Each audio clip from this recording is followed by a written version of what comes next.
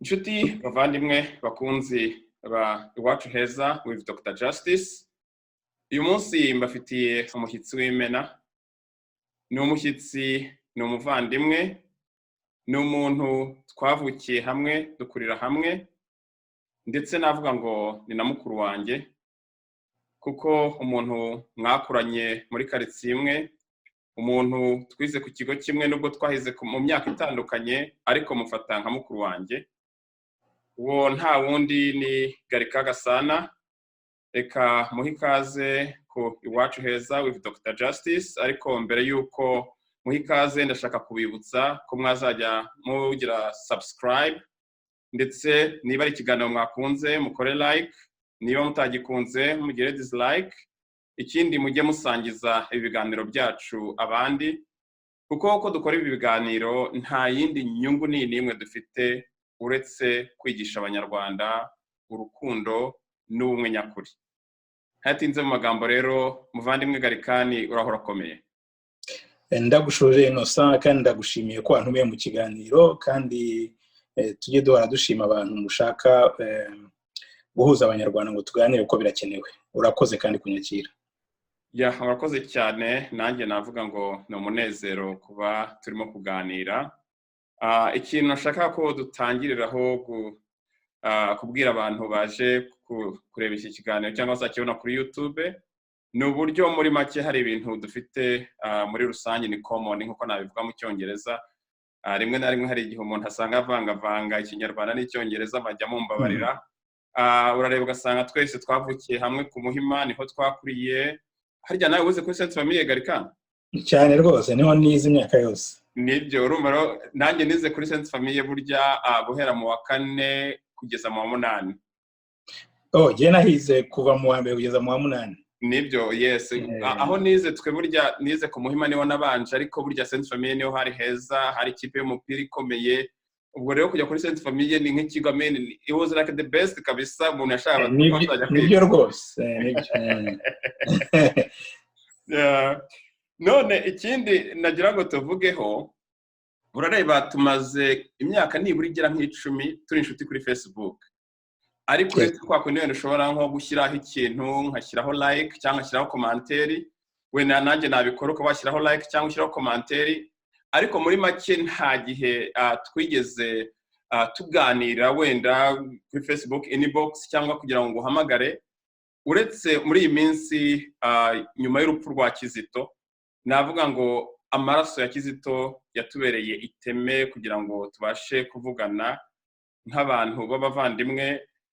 Muri make ndagira ngo umbwire Kizito umuzute, Kizito umwumbute, ni gute Kizito umubona nk'iteme ryakunga Abanyarwanda?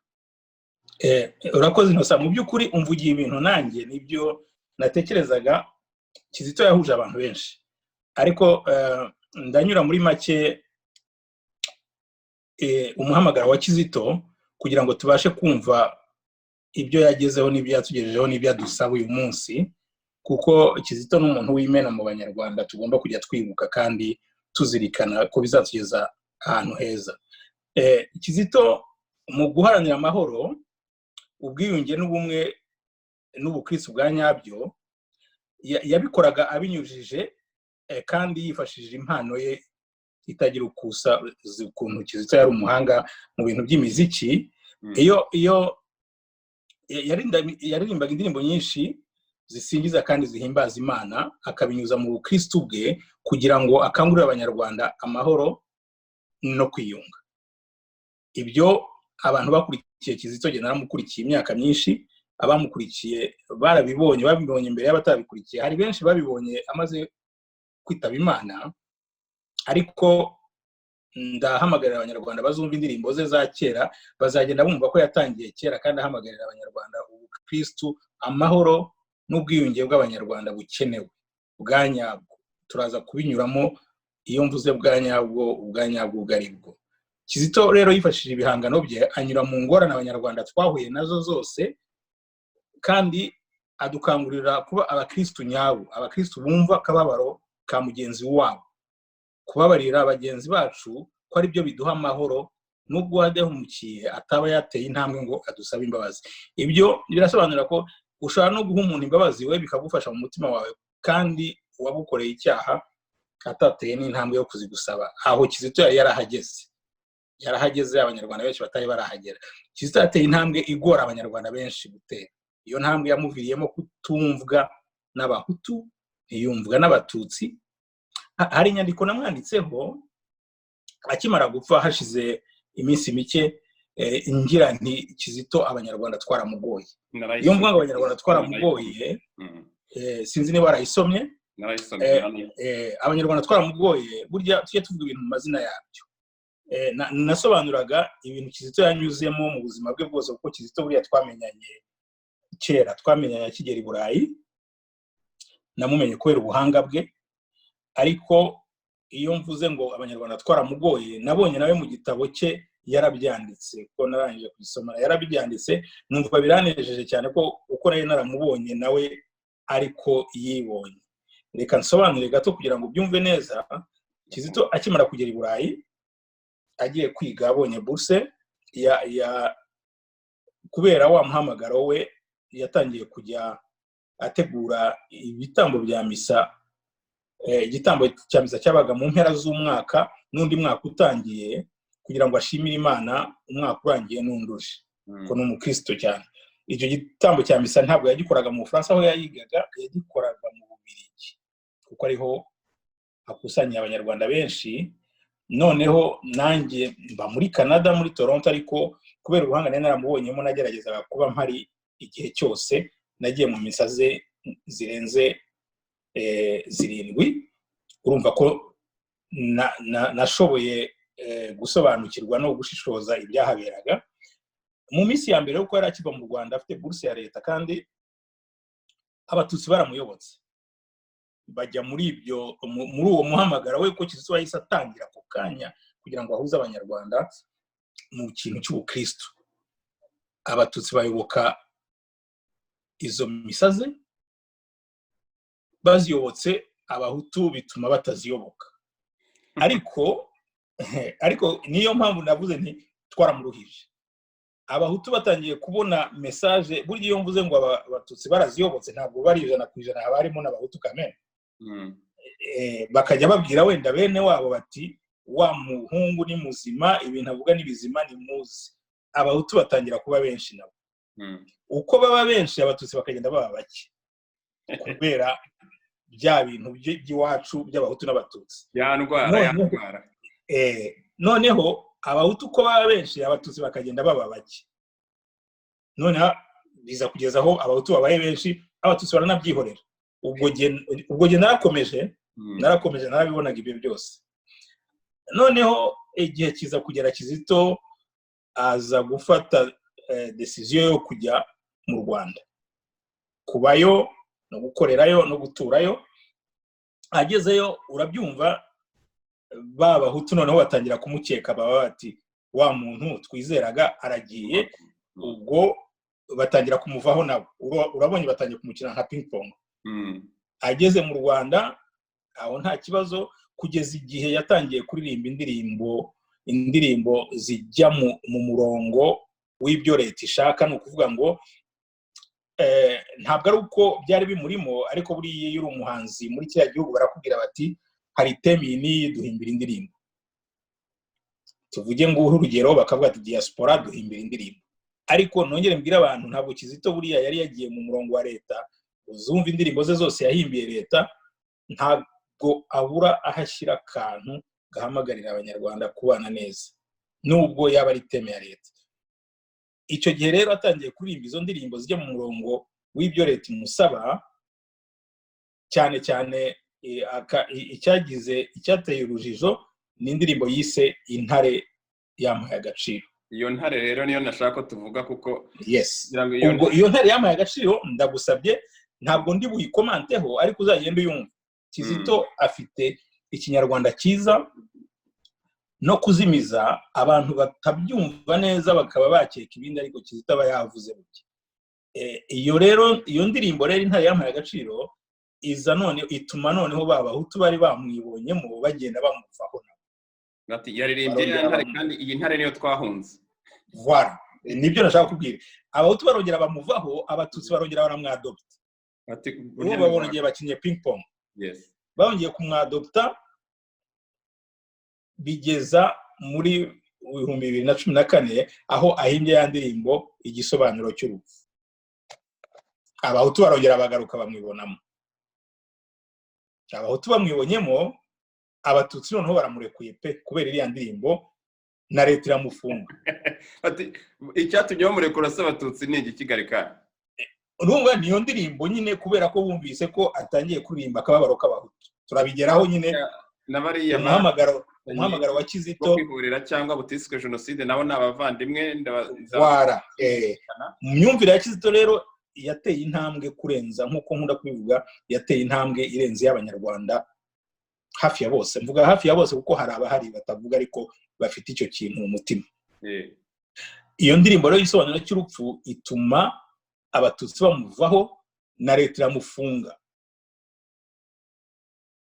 Aba mu munyururu, bimuha umwanya wo gutekereza no gukora kiriya gitabo n'ibintu byose yadukoreye inyuma twasigaranye. Nuko igihe cyo gufungurwa kigeze yisanga muri societe yamuvuyeho. Ari abahutu, ari abatutsi, cyane cyane abari mu Rwanda bifitiye n'ubwoba baramureka bamuvaho complètement. Aba nk'igicibwa bimugeza aho ntabwo navuga nanjye kuvuga Imana yamuhamagaye aho yishwe. Urakoze ko aho yishwe umugambi w'Imana wenda urasohoza ubwo niko nabivuga, ariko urupfu rwe noneho ngaruke hahandi wavuze nkubwira ko wavuze nkanjye, urupfu rwe noneho rutubera iteme twese, abahutu, abatutsi, yewe reka mvuge n'abato. Iryo teme rya Kizito noneho urupfu rwe rutubera iteme ryo kuzagera kuri ya mahoro, ubumwe n'ubwiyunge yifuriza Abanyarwanda. Ndabukunze cyane uburyo bivuzemo kuko nge navuga ngo natangiye kumenya Kizito aririmba indirimbo zo muri Katolike, naramwumvaga ariko ntabwo nazikurikiraga cyane ko ndi umuporoso. Giye kuba nka Pasiteri Martin wavuze ngo baje bashaka abayahudi, nge ntacyo naye kuba ko ntari umuyahudi, baza bashaka aba unionist, sinagira icyo mvuga kuko ntari umuyunionist. Ariko Kizito navuga ngo naje kumwumva aririmba nk'izo ndirimbo intare, nanjye nkavuga nti ya ntare niyo nahunze, ya ntare niyo muri izo ntare nibo papa bamwishe. Ntabwo nashoboraga kuba related kuri izo ndirimbo, ariko Kizito asohoye indirimbo igitekerezo cy'urupfu, nkanjye wize theology, numvishe harimo amagambo akomeye cyane, harimo filozofi ihambaye, harimo theology, ndetse harimo na roho mutagatifu nk'uko muri Gatolika babyita cyane rwose. Naravuze nti dore indirimbo igiye guhindura amateka. Aho yavuze ngo n'abazize ubwicanyi butiswe jenoside ngo cyangwa kwihura ngo nabo nabavandimwe ngo ndabazirikana ngo aho bicaye baradusabira. Ndegarika byageze navuga nti Kizito umucika cumu umututsi ageze aho avuga yuko nanjye nka papa wakubiswe ifuni, ba data wacu bose bishwe, nabo nabavandimwe. Ngira ngo nacyo kintu nshaka ko tuvugaho Garika, nubwo twakuriye hamwe, nubwo twize hamwe, ariko hari labels sinzi ukuntu nabivuga wenda mu Kinyarwanda.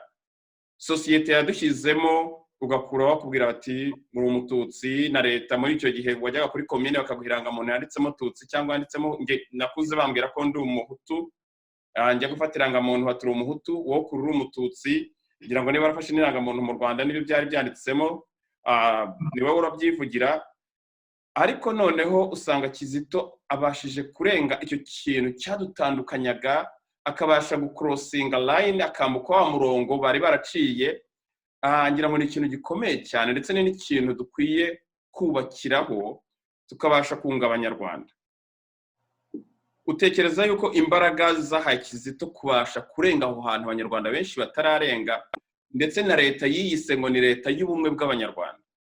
Kizito igihe aririmbye ubumwe nyakuri bakumva yuko butandukanye cyane n'umurongo wabo.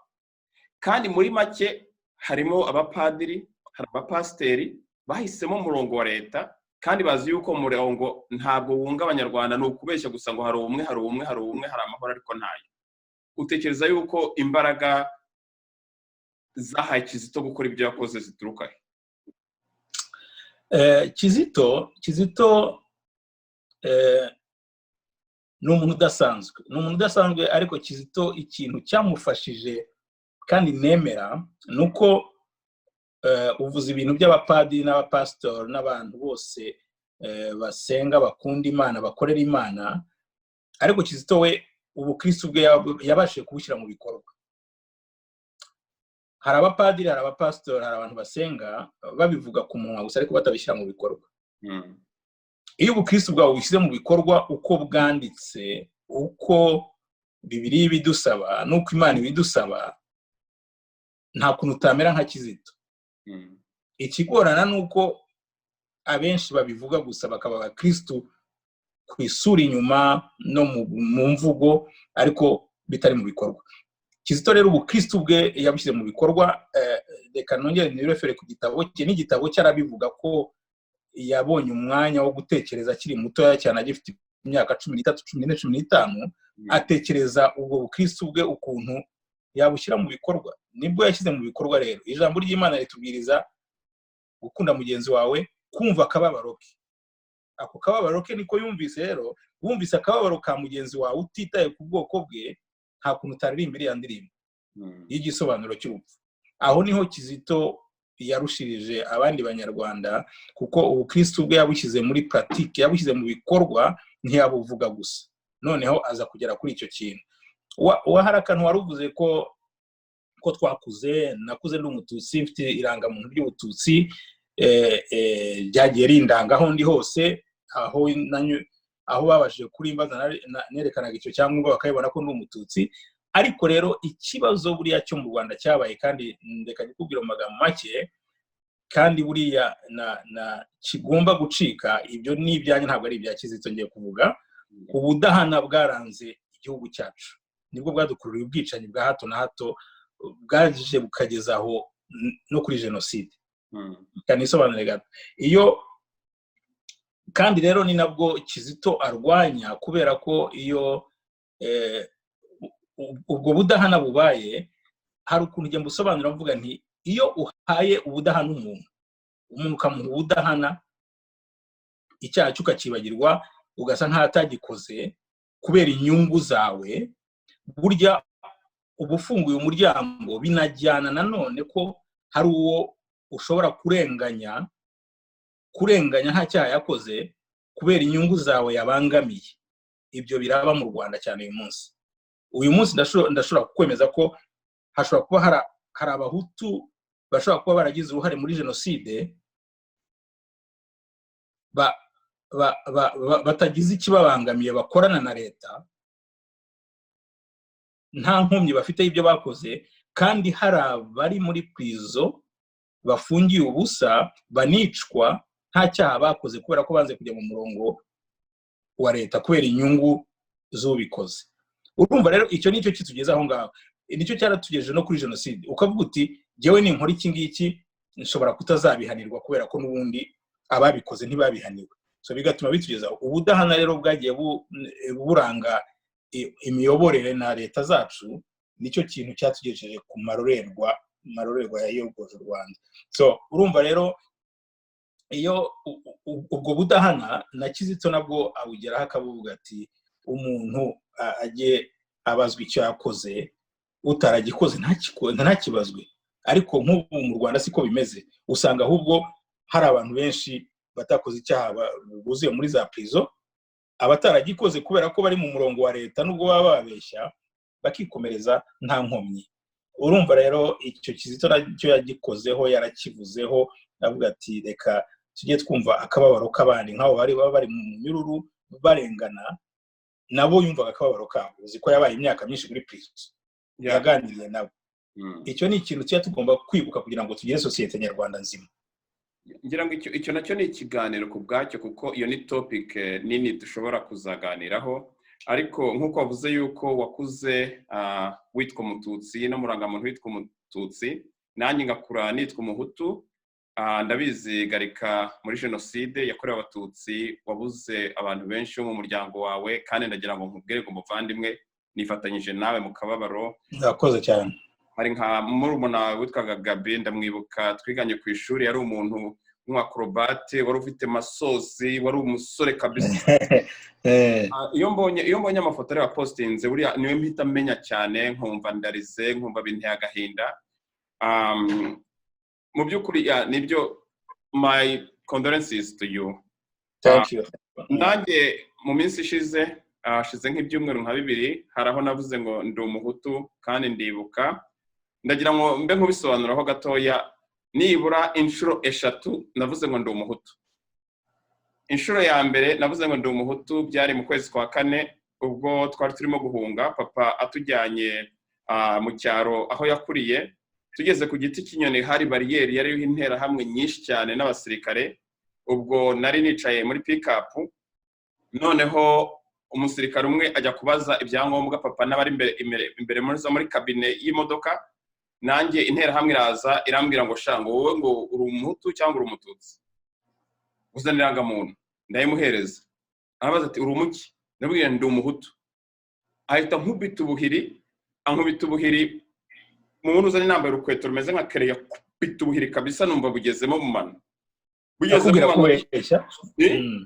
Akubwira kubeshya yarambwira ngo nta mututsi ushobora kureshya nanjye kuko ngubu ni 63 sinzi uko wenda babivuga mu ntuza mu gifaransa ni nka Demetre quelque chose. Yes, yeah. Avuga yuko nta mututsi ushobora kubareshya nkanjye. Icyo gihe papa yavuye mu modoka. Papa we yari umuhutu wuzuye iyo urebye kuri bimwe bareberaho yari mugufi we yakujije ibyangombwa akuramiranga muntu aravuga ati uyu n'umwana wanjye n'iki nsubira mu modoka. Ubwo n'uvuga ngo bwa mbere navuze ngo ndi umuhutu nikiza. Inshuro ya kabiri navuze ngo ndi umuhutu bakimara kwica papa kuko papa bamwishe mu kwezi kwa 7 ku itariki 19. Twasubiye i Kigali ibintu byari bimeze nabi guhora abantu babajyana ku tundoyi amazu yacu kuko iwacu twari dufite amazu twakodeshaga amenshi bari barayafashe ku buryo nabonaga yuko igihe cyose nshobora kuzahasiga ubuzima. Mfata icyemezo cyo guhunga ndagenda nca Ikibeho nca hariya muri Nyaruguru hariya Kizito bamufatiye ndambuka nci Burundi. Twaciye mu kibira rwose hari ahantu twageze turenze ishyamba rya Kibira nyuma y'amasaha nka 10 turara ahantu ducumbika ku muntu wari ufite akazu k'icyumba kimwe na saro. Muri saro habagamo inka we n'umugore barara mu cyumba njye n'umugide twari turi kumwe turaranye n'inka. Hari umugani mu Kinyarwanda bavuga ngo ushaka inka aryamana nazo. Umugani nawe uhindira aravuze ngo ushaka inka aryamana nazo.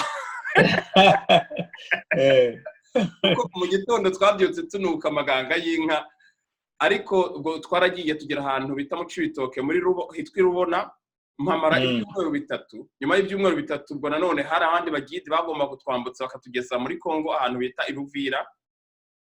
Baratwambutsa mu ruzi rwa Rusizi ariko noneho ahirubona nahasanze Abanyarwanda bahamaze igihe bamwe baturutse muri za Cyangugu abandi baturutse muri za Gikongoro. None barambwira bati umva rero shahu nitwambuka tukagera hariya muri Kongo uramenye ntuzabwire yuko ari gukiva mu Rwanda. Ubabwire yuko nawe wahuze muri 94 kuko nubabwira ko kiva mu Rwanda ibintu biramera nabi. Ni nabyo ntabwo narinzi no koga baradufataga bakadushyira ku kijerekani imyenda tukashyira mu ishashi umutse umuntu ugafata ijerekani none umuntu akagira yoga asunika. Turambuka arangije arambwira ati twageze muri Kongo. Noneho navuze mana ushimwe nageze mu ijuru ry'abahutu. Ubu singipfu kuko numvaga yuko mvuye kuri bene wacu. Reka tumaze kugenda kuko twavaga mu kibaya tukagera mu nkambi yitwa mu Kamanyora. Iyo nkambi yo mu Kamanyora noneho abantu batangira kunkeka. Batangiye kunkeka barambaza batese shahu i Burundi uhamaze igihe kingana iki? Burundi kuva muri 94 niho nabaga kandi nge mpamaze ibyumweru 3. Bakagenda bakabaza abandi abenshi bari baraturutse mu Bugarama batese bati wowe uriya muntu mumaranye igihe kingana iki? Twari benshi rero ntabwo bari babizi. Aturiya amaze ajavuye mu Rwanda. Bana bahise none banzirikira inyuma. Bashyira mu security barambaza batese shahu uri umuhutu cyangwa uri umututsi? Ndabwiye rwose ndi umuhutu. Ni na papa ni inkotanyi zamwishe. bati shagenda urabeshya papa wawe ntabwo ari inkotanyi zamwishe nitwe twamwishe. Gallican nakuvuga ngo ni kwa kundi Imana ikiza umuntu. Umwe mu bari bandinze sinzigera nanamwibagirwa yitwaga Gipenzi, yarashaka ko avuze ko wanyari ku Muhima umuntu witwa Nyatanyi, uramuzi? Nyatanyi ndamwumva sinzigiye dora ariko ndamwumva. Yes, Nyatanyi yari umucuruzi wabaga nyimangira ngo Nyatanyi yakomoka muri za Cyangugu ariko yaramaze igihe kinini ku Muhima. Ndabwira kumumenya gusa ahubwo ni inshuti ya papa. Bati tugiye kuzana abana be, ubwo bari baraye banziritse bambwira ko mu gitondo baransubiza muri Rusizi bakanyica, noneho ingona zikabona ibyo kurya. Ubwo Nyatanyi abana be nibo baje baravuga bati uyu turamuzi, Ndagije ni uwacu, umwana wacu. Ndagije yari umurokore kuko igihe cyose nibereye mu bintu by'idini yari umurokore, ntigeze ajya mu bintu bya politike, ntigeze no mu bintu bya gisirikare. Ubwo niko narokotse. Iyo ni inshuro ya kabiri navuze ko ndi umuhutu. Indi nshuro ya gatatu navuze ko ndi umuhutu hashize nk'ibyumweru nka 2. Ubwo numvaga indirimbo ya Kizito Hataka, hari amagambo yaririmbye aravuga ngo maze iminsi numva bavuga ngo bafite ipfunwe, ngo iryo pfunwe n'abatangiriye nabi bakarihanika. Noneho nza kuvuga nti ariko uzi yuko Kizito nk'umututsi yabashije kumva bamwe mu bagiye bakoresha ipfunwe n'abataragize nabi. Ndabizi wenda hari igihe I can be wrong, ariko ntekereza yuko yavugaga uwitwa Amahoro ni nk'abatangije ipfunwe mu bahutu, atangiye ziranda umunyarwanda ngo abana b'abahutu n'abavutse nyuma bagomba gusaba imbabazi, bagomba kugira gute. Usanga jenoside yarabaye nk'ihinduka nk'igikoresho cyo gushyira ipfunwe ku banyarwanda, itangisho cya politike. Noneho byageze ndavuga nti urabizi iri pfunwe kugira ngo mbashe kuryikuraho ni uko ubwo buhutu banshinja cyangwa ubwo buhutu banshyiraho kugira ngo ngire ipfunwe, noneho ngiye kubwemera. Ubwo navuze nti urabizi ariko ndi umuhutu kandi ndibuka. Nuvuga ngo ku nshuro ebyiri navuga ngo nemeye ko ndi umuhutu kugira ngo nikize, ariko ku nshuro ya gatatu navuze ngo ndemera ko ndi umuhutu kugira ngo nkize igihugu. Kuko n'ubundi ndahamagarira nabo ngabo b'abahutu bashyiraho ipfunwe abana, tangira wemere yuko uri umuhutu. Babikwita ntacyo bitwaye, bizagera aho ngaho tugere nk'aho abarundi bageze, usanga umuntu azate sura wa muhutu we undi aturaho wa mututsi we, gutyo bakaganira ugasanga nta kibazo. So nicyo no kubaza Gallican nk'umututsi wacitse wabuze abantu bawe. Iyo mvuze ngo ndi umuhutu nanjye ndibuka papa bakubise ifuni bakamuta mu ishyamba, simbone n'uburyo bwo kumushyingura. Ndibuka bene wacu bapfuye. Ese ibyo bintu uko kwibuka kwanjye, ako kababaro kanjye urumva gapfukirana kawe? Kuko bo mu Rwanda usanga bavuga ngo umuhutu wibutse ngo ni ugupfobya jenoside. Ni gute akababaro kanjye gapfobya akababaro kawe? Inosa ubundi nta nubwo byakagombye, kuko kwibuka buriya ni umuntu ku giti cye. Ntabwo ushobora gupfa kwibuka kubera juste ngo wibuke kuko undi yibutse, wibuka ibyakubayeho. Ntabwo mba nibaza ko ari ngombwa ko umuntu abwira undi ngo wewe kwibuka ibi ngibi, kuko niba wibuka so wishwe nta burenganzira afite bwo kubwira ngo wimwibuka kubera ko yari umuhutu. Ko hari n'abahutu bapfuye barimo bakiza abatutsi cyane rwose, barahari cyane bakiza abatutsi. Ntabwo rero nge mbona ko kwibuka ni buri muntu, kandi buri muntu wese afite uburenganzira bwo kwibuka. Ikibazo abanyarwanda dufite nge mbona nuko abahutu, reka tubivuge mu mazina yabyo nibyo byiza, abahutu ikibazo gihari nuko bashaka gusaba Kagame kwibuka, kandi Kagame ntabwo azabibaha. Urakoze cyane. Ntabwo azabibaha. Ni nacyo kibazo njya ngira, kubera iki bagomba kubisaba. Ntabwo bagomba kubisaba. Buriya na association yibuka itaragira igikoresho cyayo yaribukaga bya nyabyo. Ubu ngubu ntabwo mbihamya rwose. Ibuka ntabwo ikibuka bigomba, ku buryo n'abarokotse usanga bagenda bayivamo, ahubwo igasigaramo abandi bantu kubera inyungu za leta. Ariko iyo nshaka kukubwira, ibuka ntabwo ari leta yasabye ko ibaho. N'abacika cumu bicaye barareba basanga ko ababo batagomba kwibagirana gutya. Barahaguruka bakora association baribuka. Jewe rero nicyo njya abahutu tuganira njya mbibabwira, ntabwo mugomba kujya musaba leta kandi ngo mubisabe mu kwa kane gusa muyisaba kwibuka. ntabwo umwaka ufite amezi 12 ayo mezi 12 muyakoresha yose mushakisha ukuntu abahutu bapfuye bazira uko bavutse bishwe n'inkotanyi na FPR mugomba kwibuka. Ntabwo nta Innocent niba wibuka papa wawe sinibaza umuntu wagombye kugira ngo wimwibuka. Niyo mpamvu njya mpamagarira abahutu mushakisha ukuntu mugomba kwibuka banyu mutabisabye leta, mutarindiriye ngo leta ibabwire ngo ngaho muhaguruka mujye kwibuka, kuko ntabwo bizabaho. Ntabwo bizabaho kereka iriya leta itagihari. Njye mbona yuko Gallican mu myaka nibura nka 26 ishize, wenda dushobora no kugira gato kuri leta yabanje, wenda abo mu buzima bwanjye nzi leta Habyarimana na leta ya Kagame nizo nzi cyane, ariko navuga ngo mu myaka 26 ishize navuga ngo urwango mu Banyarwanda cyane hagati mu moko leta yagiye rwigisha cyane ku buryo bigeze aho niba abantu bibutse nk'ubu naguha urugero, ku itariki 25 twagize kwibuka kuri YouTube, twibutse abantu bose ku buryo abantu barabyitabiriye, ngira ngo twagize bakirebye ikiganiro narabikurikiye. Twari dufite nibura abantu 9,000 bari barimo kureba live mu bihugu 37. Icyo kintu cyateye leta ubwoba cyane kubera yuko wasangaga abana b'Abanyarwanda twibutse wenda nibura guhera muri 90 kugeza mwaka wa 2000, ugasanga hariho umudamazera cyangwa n'umudamu arambabarira witwa Constance yavuze ukuntu intera hamwe zabatwikiye mu nzu, noneho akajya yumva ubushyuhe, akajya yumva n'intuza na ubushyuhe n'intuza harya cy'ubukonje. Oyo no ntabwo ari ubushyuhe, ubushyuhe n'intuza smoke, harya smoke ni iki mu Kinyarwanda? Intuza umwotsi. None ubushyuhe n'umwotsi ati na n'ubwo ubu ndacyabyumva.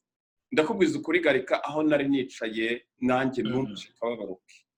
Noneho nkavuga ngo Abanyarwanda igihe tuzajya aho twumva yuko umwicanyi ni umwicanyi, abo muhutu, abo mututsi, abintera hamwe, umwicanyi ni umwicanyi, kandi dushobora kwicara ukavuga akababaro kawe nkakumva, nanjye navuga akababaro kanjye ukakumva.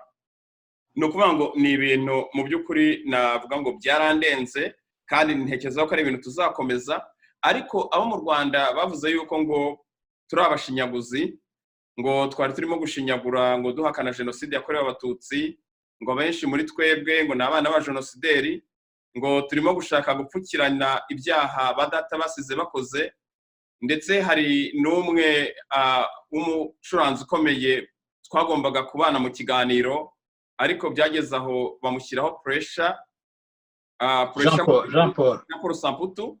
Mu by'ukuri pressure yavuye kuri leta bayishyira ku muryango mushyiraho pressure. Bigeze aho ngaho aravuga ati ntabwo najya gushyira umuryango wanjye mu bibazo.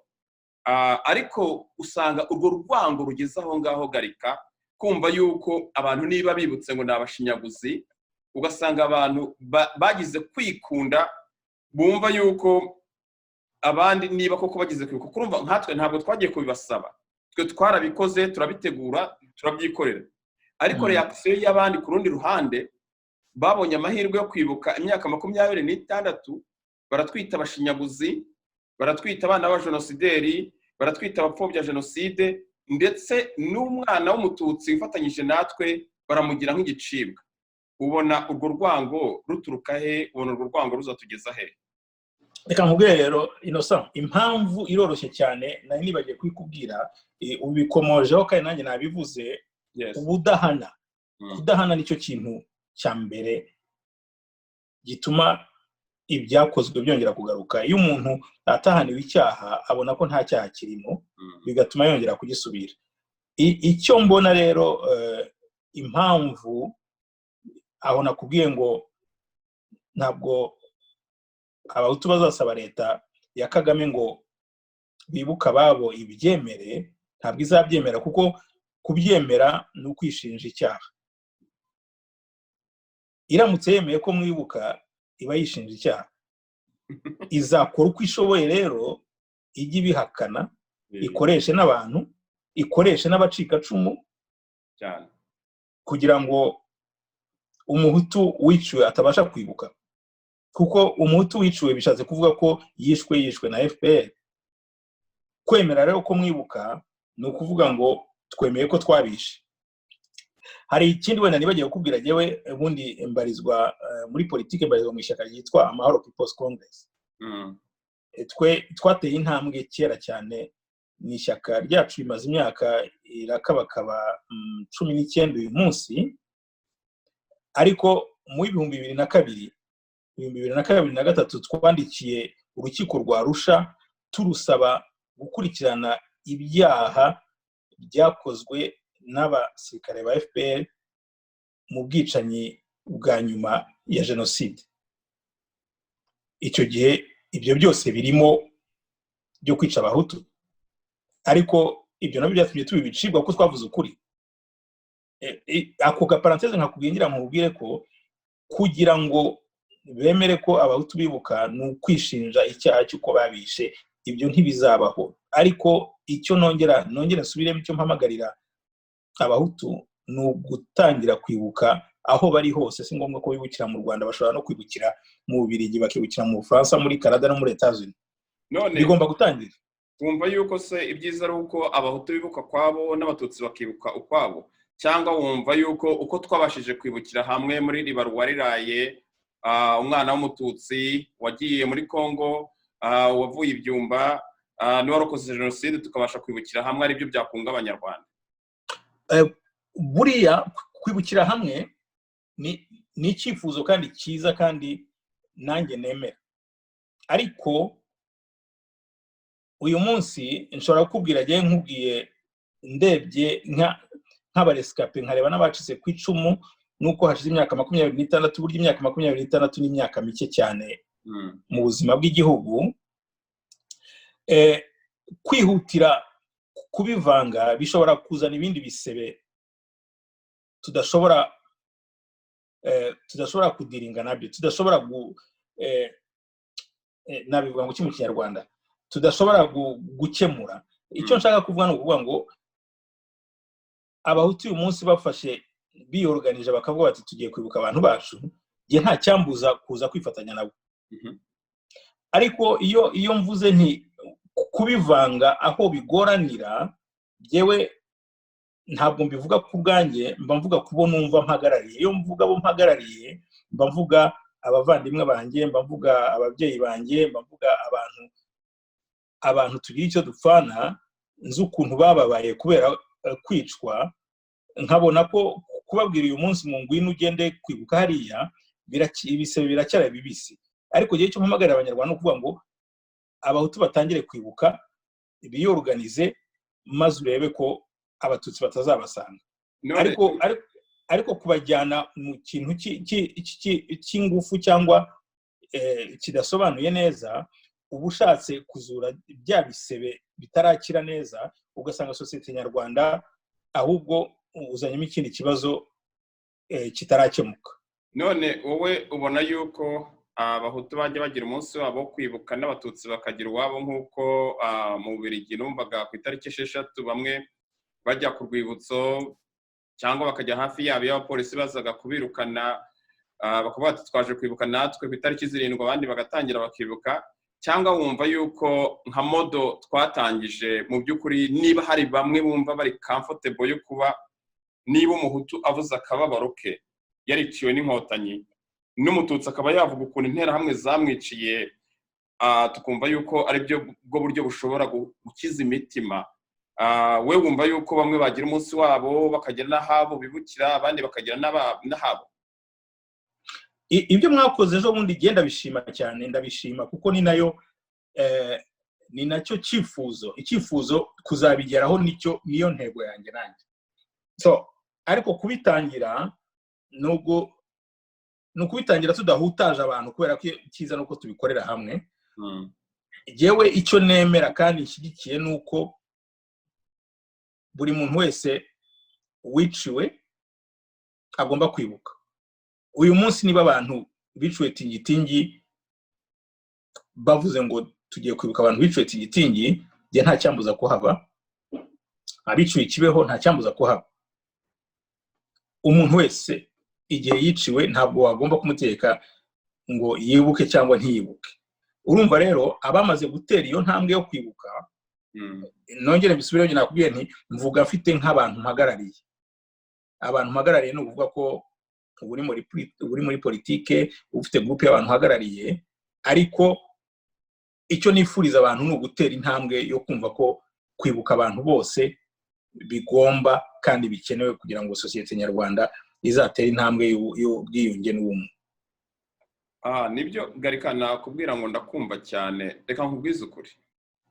Nubwo rwose nakubwije ukuri nkakubwira nti akababaro ndakumva, ariko nge imyaka 26 yose ishize nta na rimwe nigeze njya kwibuka bya leta cyangwa haba muri diaspora, mba no mu Rwanda kwako nibabwiraga abantu ngo mujye kwibuka, narabikwepaga igihe cyose. Uzi impamvu?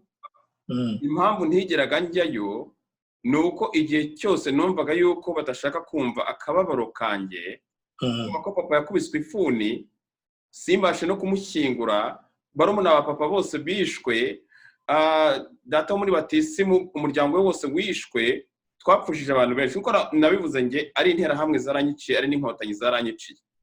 Ndavuga nti ese ni kuki ushaka gupfobya akababaro kanjye?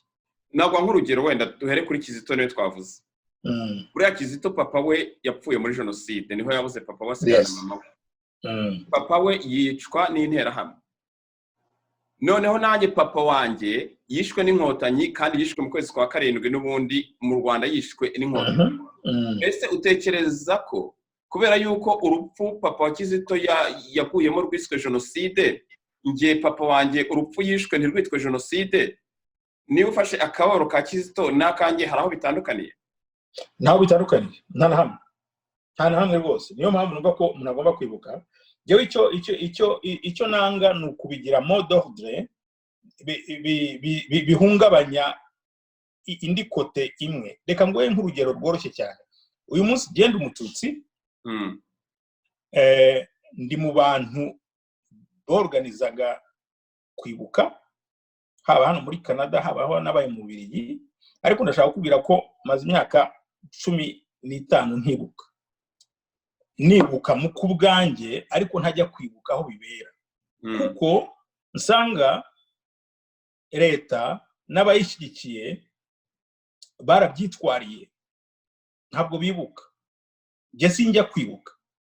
Urumva rero yewe wamukiza ahantu hatumvika, kuko n'abanjye sinjya kubibuka mu ruhame. Nigira iwanjye nkabibuka kubera ko leta yarabitwaye kubera inyungu zayo.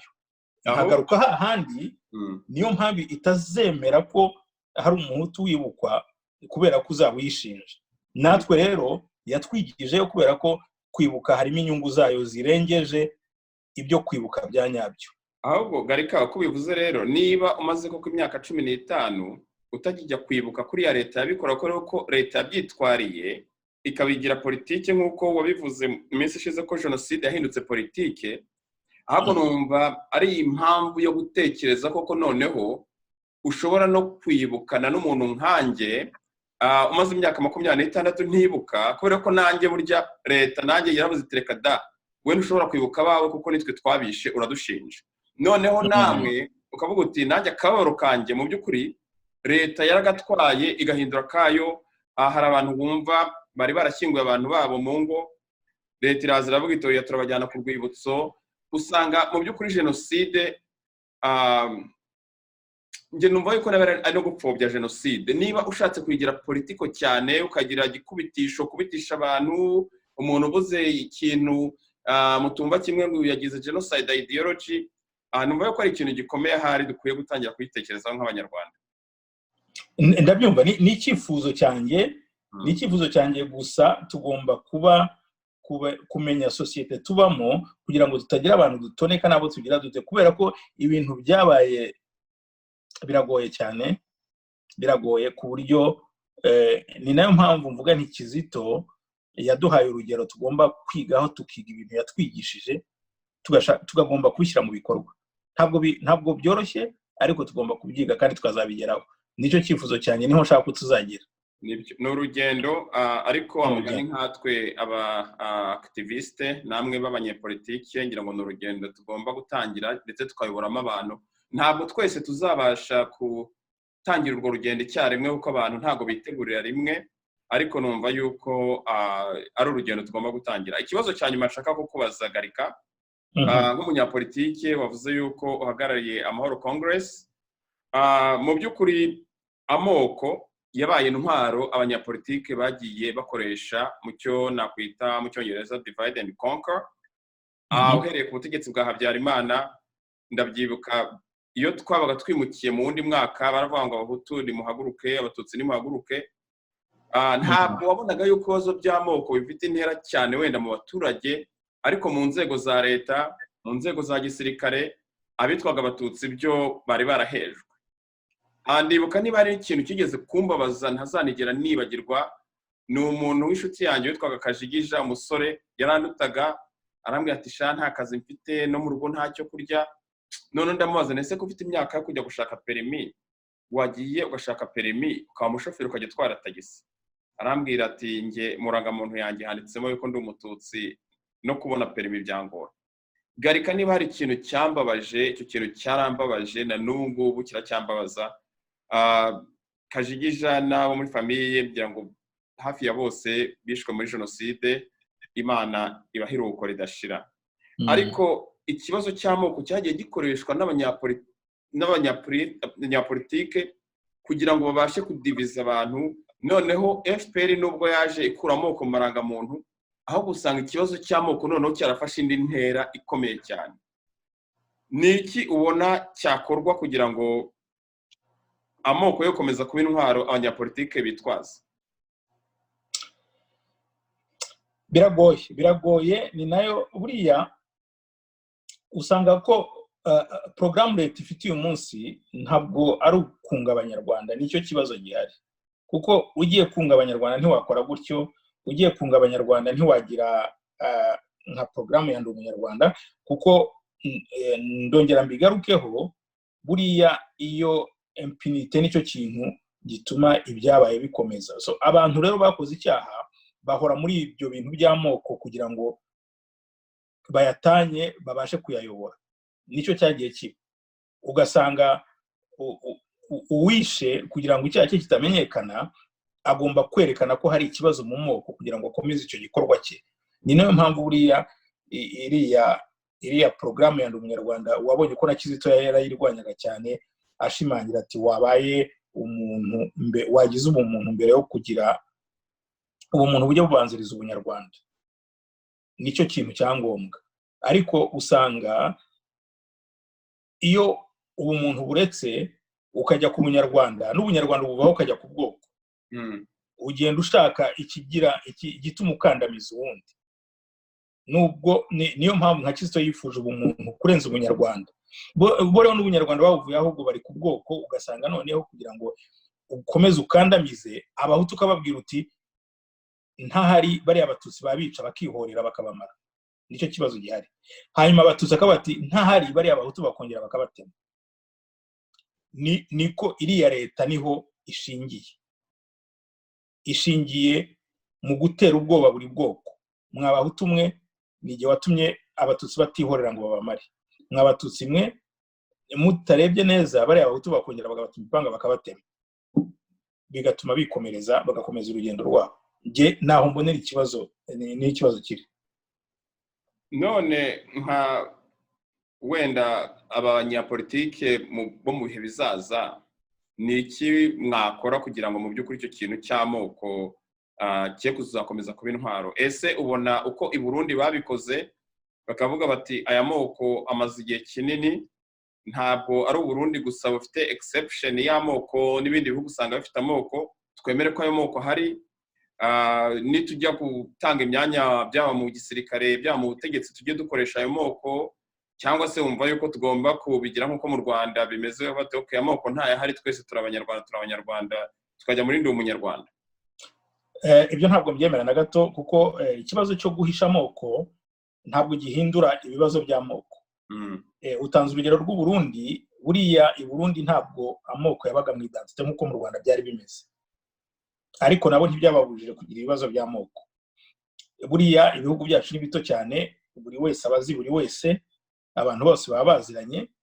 Ntabwo ikibazo cyo guhisha amoko ari cyo gituma amoko atagirana ibibazo, ahubwo ni ubutegetsi buriho bubanisha Abanyarwanda bukabumvisha ko ushobora kubana n'undi muntu kandi mudahuje ubwoko. Nk'ibi bihugu tubamo, uba muri Amerika, mba muri Canada. Hano muri Canada ushobora gukora igikorwa ukacitirira community y'igihugu uvamo, bakaguha imfashanyo yo gukora icyo kintu cyawe, ugahuza abantu b'ubwoko bwawe, ariko ntibitwe ko wironze. Urumva, kwemera ubwoko bwawe ntabwo byagombye kuba ikibazo cyo kubana n'ubundi bwoko. Niyo mpamvu usanga nk'ibi bihugu tubamo, ni Canada na Amerika, byarateye imbere kuko byemera difference. Ntabwo nibaza ko ubwoko bwatumye tutabana neza, ahubwo ni ubutegetsi butuyobora bugomba kumvisha abavuka gihugu ko ubwoko ubarirwamo butagombye kuba ikibazo, ahubwo ugomba kwemera mugenzi wawe mu kubakana igihugu mwembi, nubwo mwaba mufite difference. Kandi rero iwacu ntabwo difference ari nini cyane, ntabwo byagombye kuba ikibazo.